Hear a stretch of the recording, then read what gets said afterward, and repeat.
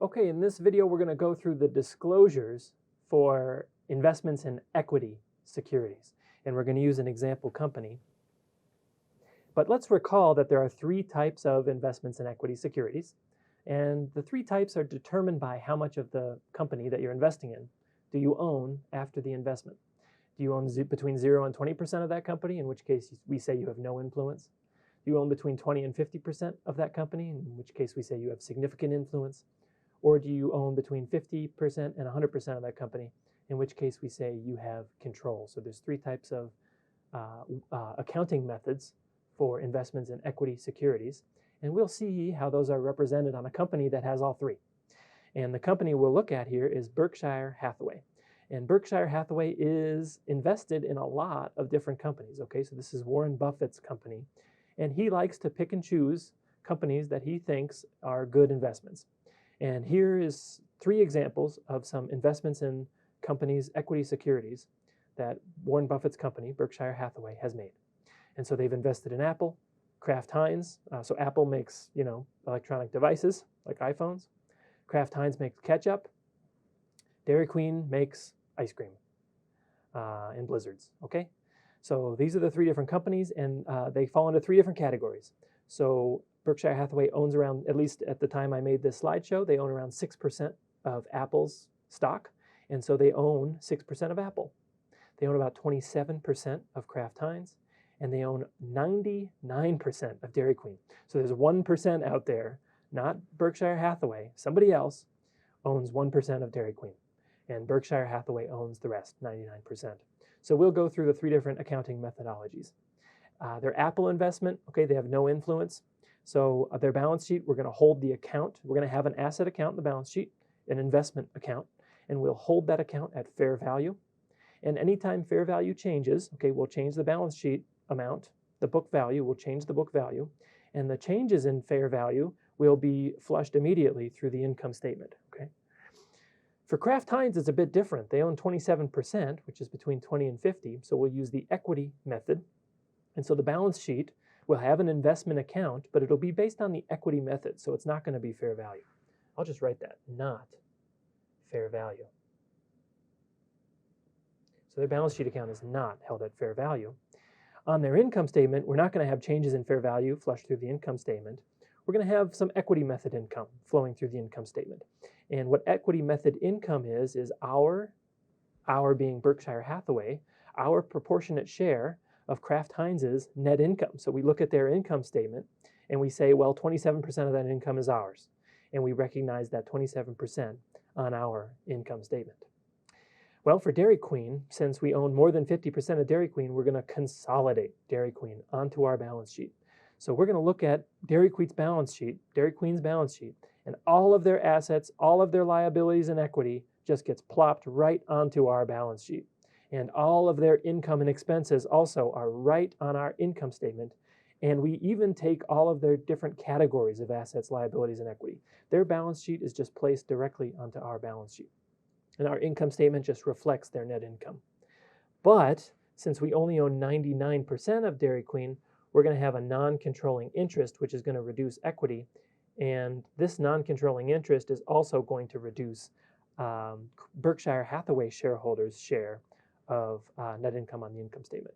But now let's just dive into these disclosures and see how they actually look. So first we'll look at the Berkshire Hathaway balance sheet. And the first thing we'll do is we'll talk about Apple. So where is the Apple investment on this balance sheet? And as you scan down this list of assets, you'll see an asset called investments in equity securities. Oops, sorry. So I'm going to zoom in here. And here it is, the investments in equity securities. And you can see that that investment in equity securities account on the balance sheet has a debit balance of 248. Okay, and let me just go back here. That's in millions, okay? So that 248 is billion. So they've got $248 billion of investments in equity securities. And Apple is just a component of that line item on the balance sheet. And within that $248 billion is the fair value of their 6% share of Apple, okay? And if you go, and the changes in that fair value will be reflected in net income. So now we'll go to the footnote that describes these investments in equity securities, and they say, Investments in equity securities as of December 31st, 2019 and 2018 are summarized based on the primary industry of the investee in the table below. Banks, insurance finance, consumer products, so that's Apple. That's Apple right there, is within the consumer products. Then there's commercial, industrial, and other.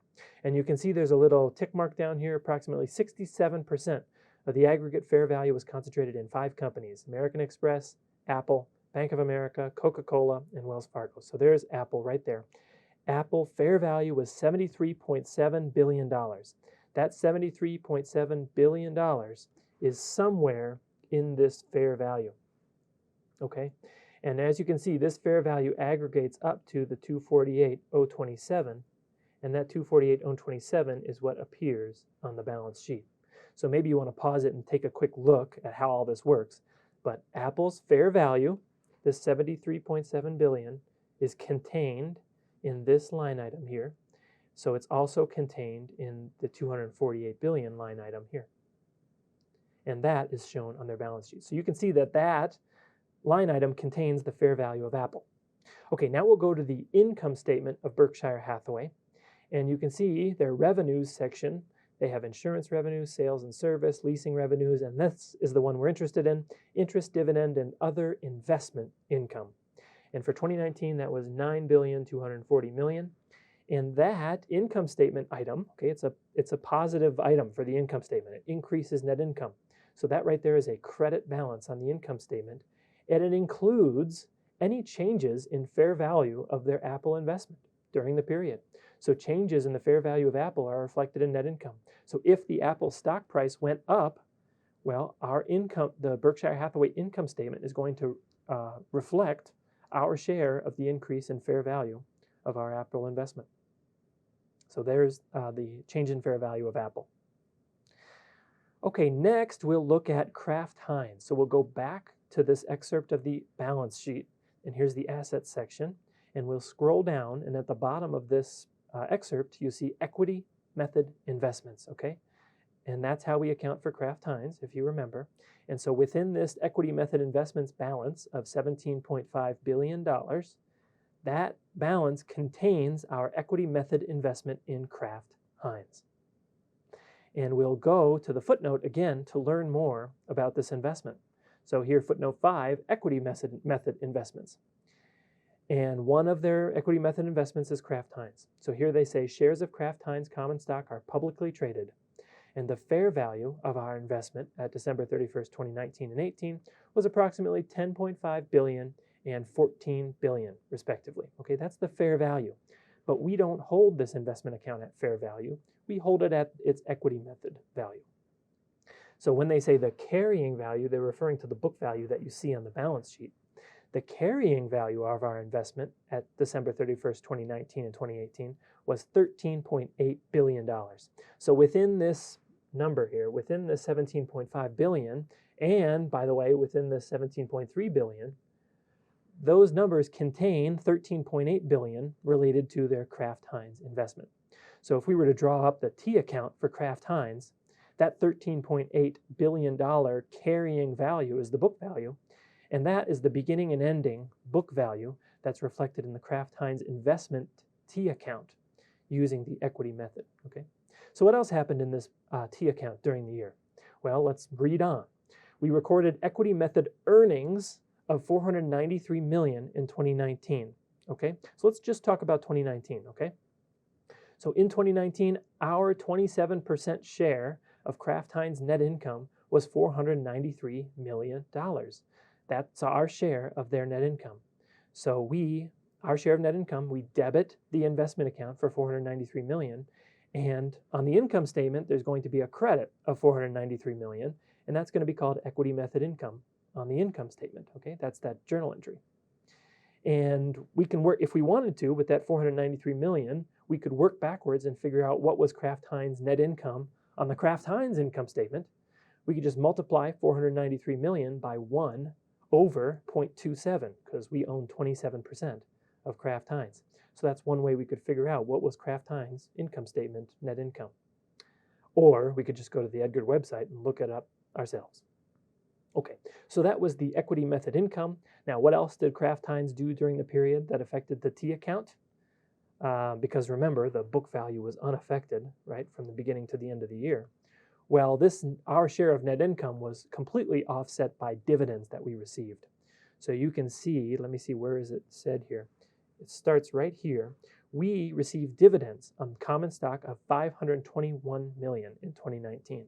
So our share of the dividends from Kraft Heinz was $521 million. And that is going to be a debit to cash because we're actually receiving those dividends in cash, and a credit to the equity method investment account of $521 million. And since $493 million and $521 million are essentially equal, at least to the materiality level of Berkshire Hathaway, you can see that they state, at least, that within the rounding amount, their book value of the Kraft Heinz investment didn't change during the year because their share of net income was completely offset by their share of dividends. And that is how the equity method is accounted for. But let's just take a look now at the income statement. And this is towards the bottom of the income statement of Berkshire Hathaway. So here they have a subtotal near the bottom. This subtotal is called earnings before income taxes and equity method earnings. And then below that is equity method earnings.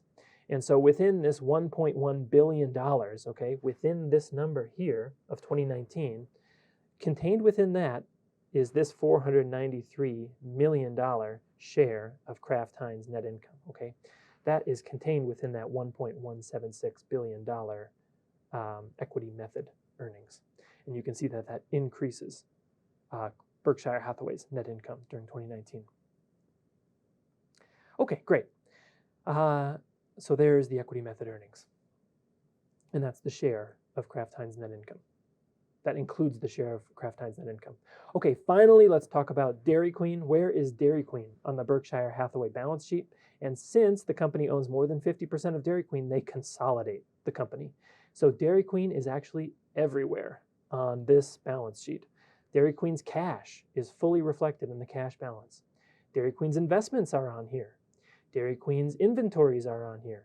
Dairy Queen's property, plant, and equipment, okay, now I'll just call this out specifically, is included on this balance sheet. And is it 99% of Dairy Queen? Since we only own 99% of Dairy Queen, is it 99% of Dairy Queen's property, plant, and equipment? No. We consolidate Dairy Queen at 100%. So 100% of Dairy Queen's assets are on this balance sheet, and all different captions. Now, when we look at the equity section of the balance sheet, we see a line called non-controlling interest. And that's where we back off that 1% of Dairy Queen. So we have 100% of Dairy Queen's assets in the asset section of the balance sheet, but Berkshire Hathaway shareholders don't own 100% of Berkshire Hathaway's assets. They own of Dairy Queen's assets. They only own 99%. So when we talk about Berkshire Hathaway's shareholders' equity, it's actually lower than the total enterprise-wide shareholders' equity of $428 billion. Berkshire Hathaway's share of that equity is only, Berkshire Hathaway's shareholders' share of that equity is less than that, $424 billion. And that's because shareholders of Berkshire Hathaway don't own 1% of Dairy Queen and other consolidated companies as well. And so you need to back those values off to arrive at Berkshire Hathaway's shareholders' equity. And that's called a non-controlling interest or a minority interest. Now, if you look at their income statement, where is Dairy Queen on this income statement? It's everywhere, okay? It's all in their revenues, and it's in their cost of goods sold. It's in their selling, general, and administrative expenses. All of Dairy Queen's revenue and expenses are included at 100% on the Berkshire Hathaway income statement. And similar to the balance sheet, how do we handle that? Well, towards the bottom of the income statement, you can see they've got net earnings, okay? And that's net earnings for the full enterprise here, $81.7 billion. And then we need to back off earnings that's not attributable to Berkshire Hathaway shareholders. That's the 1% of Dairy Queen, okay?